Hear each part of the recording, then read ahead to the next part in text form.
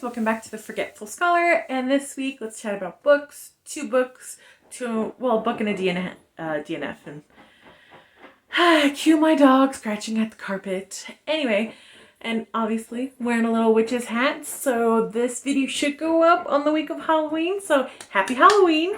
I hope everyone's having fun.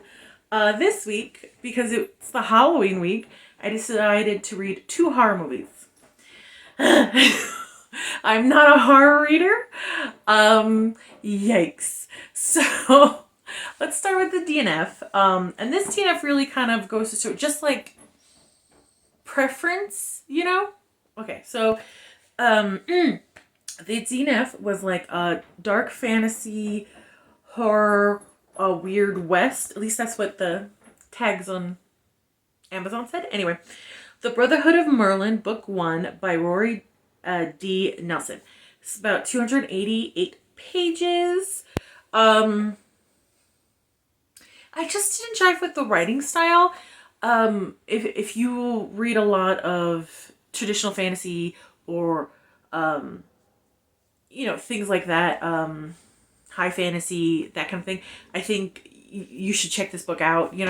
It just, the writing style, I just couldn't get into it because it sort of follows along those lines more, and that's not, it's not a genre I enjoy. I don't like traditional fantasy in that way. Very few exceptions, but for the most part, like, just the writing style, it makes, for me, I feel very detached from the characters with that writing style.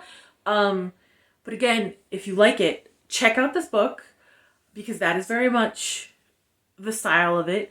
I didn't get too far, just Dante, his father was wonderful, but it turned out his father was Lucifer, and the Archangel Michael killed him. It wasn't very shocking to me because, like, I read DC Comics, so, Lucifer not being completely evil isn't a new revelation for me. And I just, again, because the writing style, I didn't feel attached emotionally to Dante. And you guys know I need that. Whether I love him or hate him, I really need that for the main character. Again, just craft-wise, I think this author is very talented and very good at what they do. Just not my thing. Just not my style. And I didn't want to keep reading it and then giving it like a horrible rating when I knew this isn't something that I normally would pick up or enjoy. Like, I didn't want to do that. And yes, if you're wondering, like, man, you seem very nice to self-published authors. Yeah, I am. Because, they're doing the whole thing themselves. And freaking good job. You know what I mean? Am I this nice to traditionally publish? No. Well, mistake, and I'll pounce on you. It's just a matter of taste, I think, for the first book. That's it. That's all. Maybe I might come back to it. Who knows? So it's kind of a soft DNF, I guess. So yeah, if you like that kind of things, more of a traditional fantasy type setting, an intricate world, like things like that, go for it. You might like it. Okay, so the second book, Fever by Jordan L. Hawk. This is 240 pages about. And this just came out, so this is going to be non-spoiler as possible. Non-spoiler as possible. At least I'm going to give it a try. See, the thing is, we adore Jordan L. Hawk on this channel.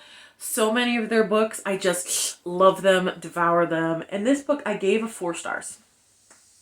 Now, I find it was kind of hard for me to rate this book because it is a horror book. And I, again, don't read a lot of horror. I think the last horror book I read was The Shining, like 10 years ago. So, to stack it up against other horror books, like, I don't know. You know what I mean? I could just tell you how I felt reading this and freaking myself out. So, the general setting, it is 1898. The gold rush happened in California, and now they're starting on Klondike, Alaska, I believe, or Canada. They're going to the Klondike. They found gold in the Klondike, and our main character wants to go there. It was really interesting reading this book, the mood of it, because I felt like the suspense was really well timed, and I was freaking myself out also because they talk about Klondike a lot. I wanted a Klondike bar. So I was freaking myself out and I wanted ice cream. I was in a weird headspace reading this book, let me tell you. So we follow Colin and we're in his POV the whole time. And this isn't a spoiler because it's literally like the chapter title of the the title of the first chapter, Swindler. So Colin and his older brother, Doug, are con men, right? They're trying to make a living. Doug is selling soap for more than it should at like the street, and Colin is sort of his plant to drive up sales. So I was like, interesting, because usually this author is amazing at characters, like amazing. And you know, I really like this character, this author. Ooh, I'm all over the place.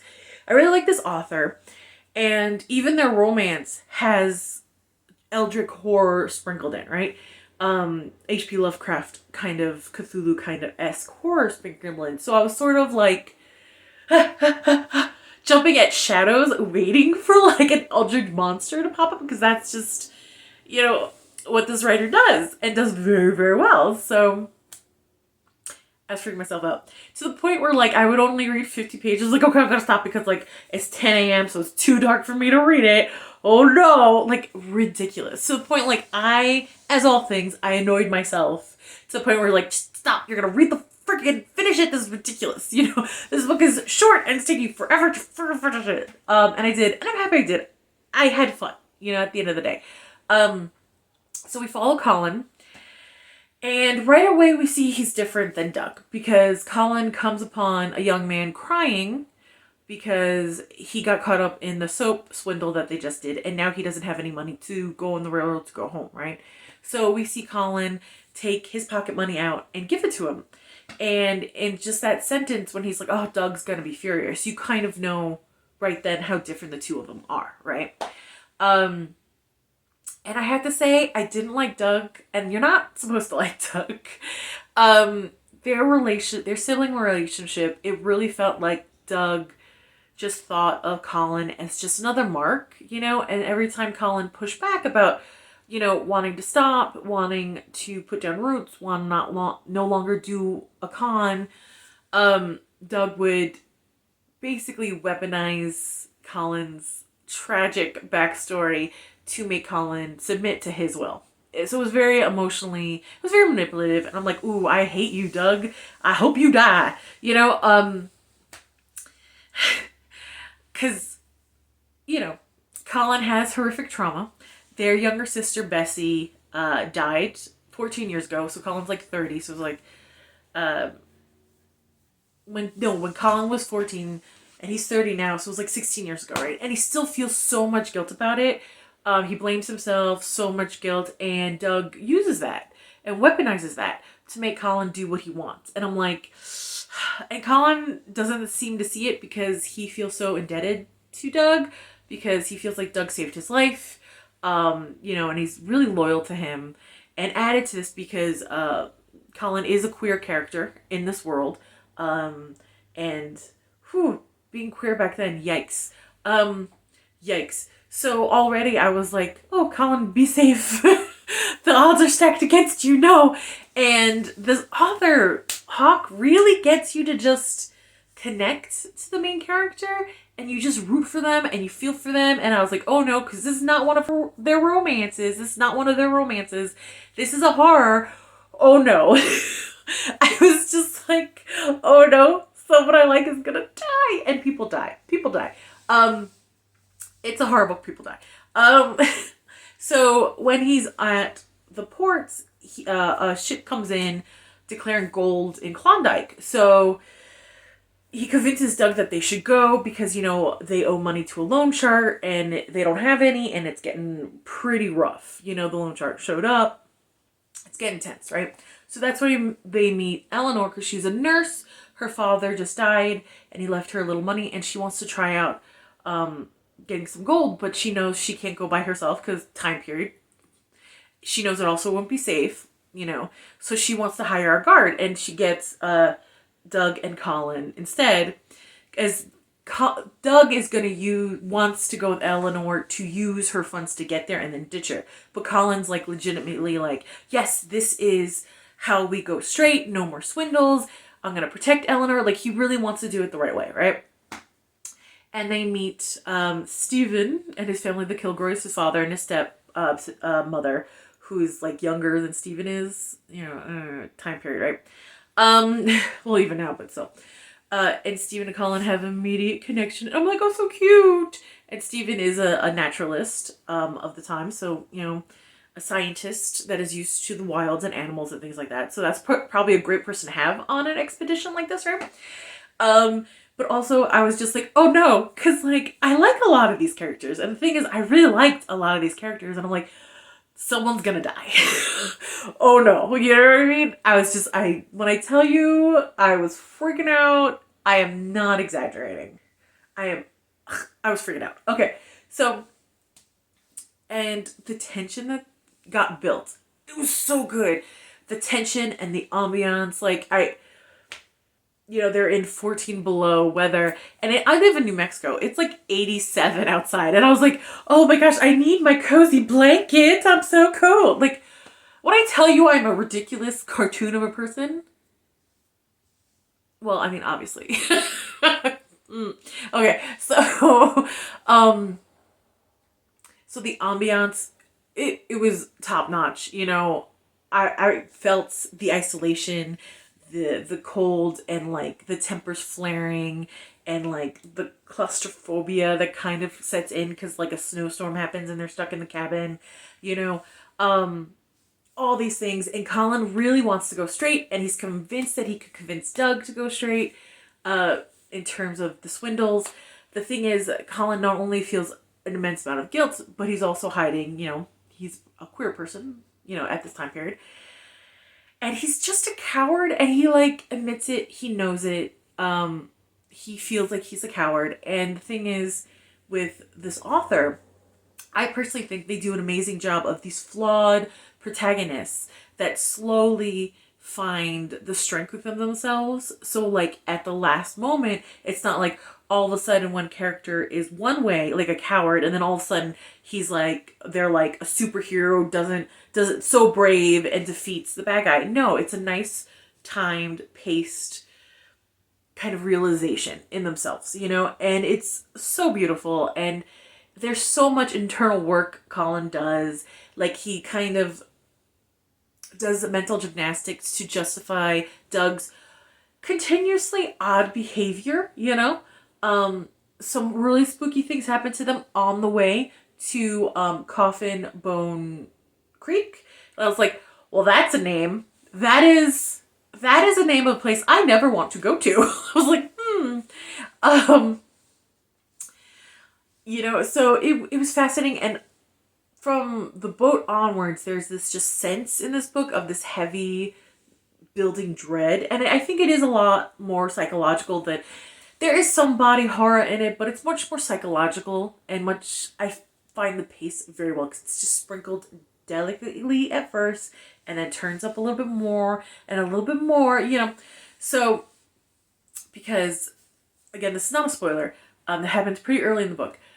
Colin swears he hears his dead sister's voice, so that kind of jumpstarts it.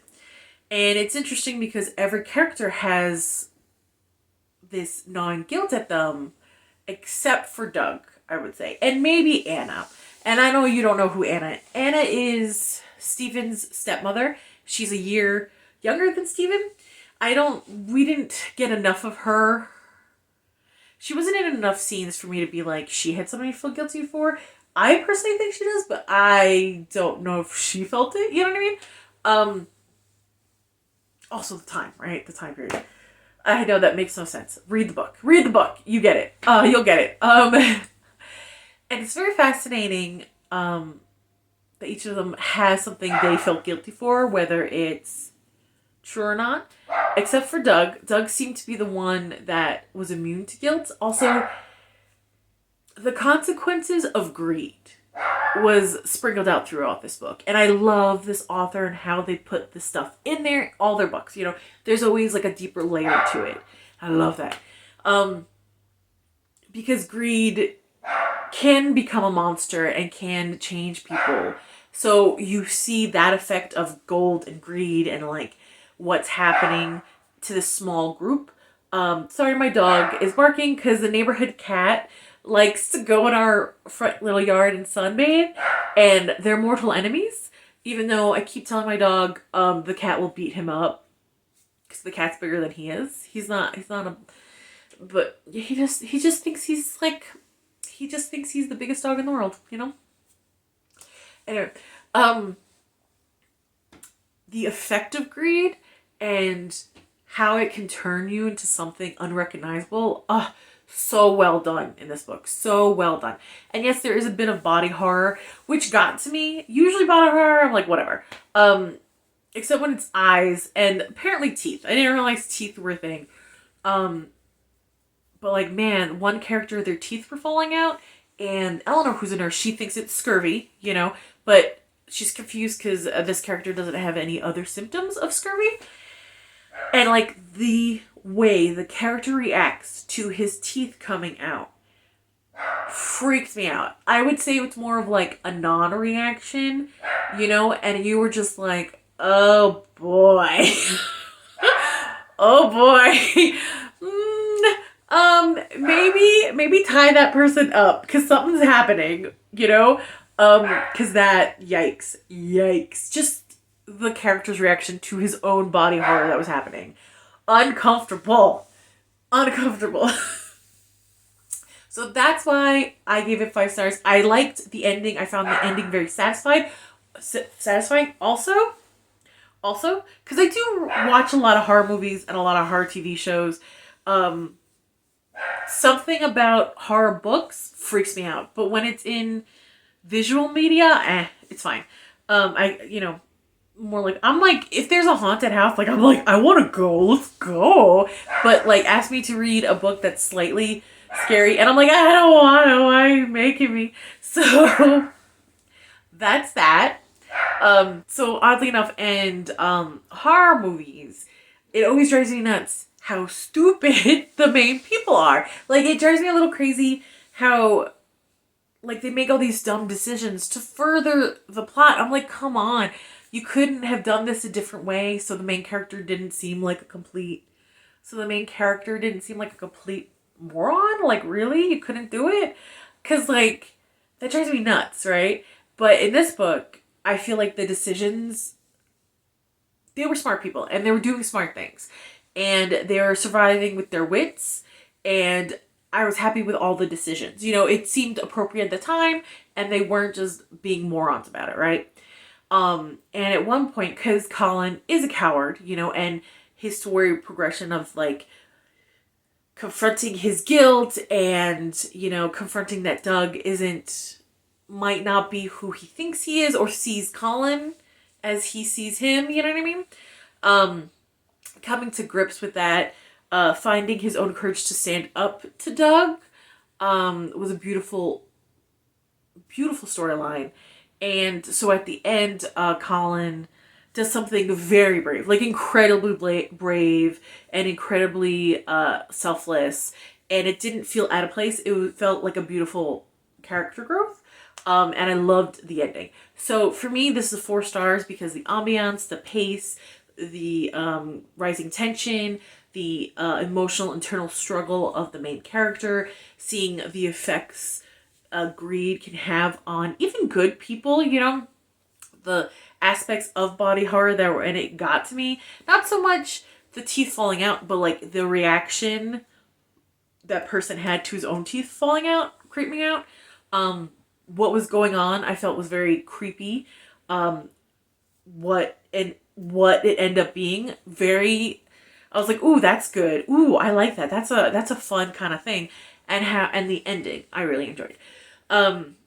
Can I say it's a great horror book? I don't know, because I don't read a lot of horror, but can I tell you it's a good book? Yes. I'm gonna recommend this to my friend. She reads a lot of horror, and like I would love to get her take on it. You know what I mean?